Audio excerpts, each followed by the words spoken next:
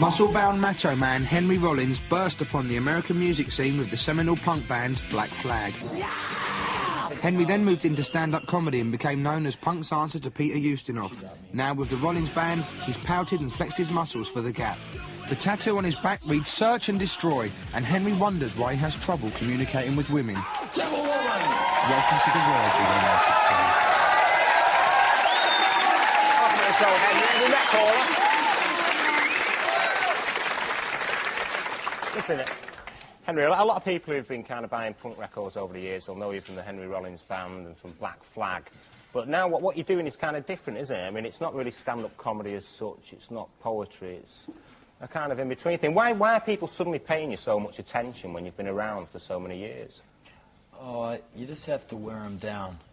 It's like what U2 does. They just keep hitting you year after year, and finally you relent and buy it. And so, with me, I've been doing talking shows for 10 years. So, I've been doing them long enough, so people are like, all right, we'll listen to you.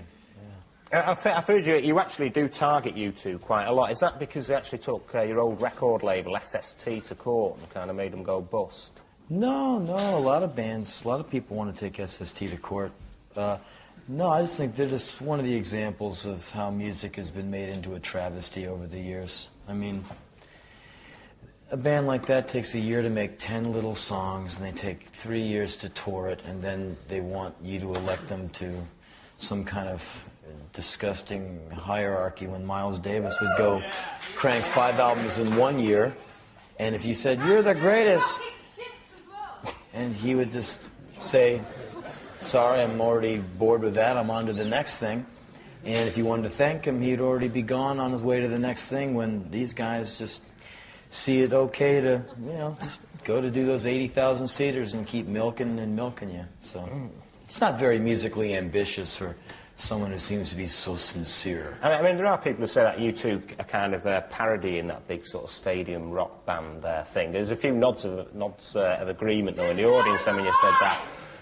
But I think they're giving you a bit more problems than me. I think they are. But you've also targeted England. You said that you don't like England. Why is that? Oh, that's all tongue-in-cheek, though. You see, you're trying to make these people not like me. No, I'm not. No, I've been here 19 times. I like it here. But, you know, I poke fun at England. I poke fun at America, too. Like, you know, like, for instance, you know, Ted Nugent never could have happened here. Okay? Thank God for that. Sure, right. And it is funny, right? But Morrissey never would have happened over there. And he's funny, too.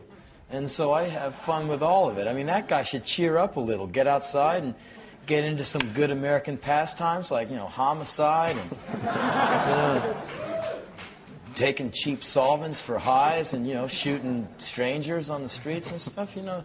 It would cheer him up a little. Instead, you just get the... But if you walk around a lot of towns in England, if you go to Preston or something, man, you see where the guy gets off. You see where... those are like, you know... I mean, not putting those places down. They're tough towns to live in, man. You know, people in England, they got sold because those towns are hard, man. Like, you walk... I never thought of Preston, though, as like a particular kind of northwest ghetto. Have you walked around Preston before? It's not raw, recently, man. You know, a lot of guys on glue damage, you know, tattooing, you know, Harley Davidson into their foreheads, you know, all kinds of wild stuff. You're talking about the guys that go to your gigs, aren't you, now? No, I don't think so. I think they go to your gigs. No, I get very bright, imaginative young people at my gigs. I'm very honored by my audience. I mean, you are quite intense, aren't you, as a person? People have said that I'm very intense. No, but you are quite intense, aren't you? It's like performing... This is like the Late Show, isn't it? You're very intense as a performer. Is that kind of just part of your personality? It's just the way I am. Because, you know, life... I like your tattoo. Is short, man. Hey, this man getting shorter.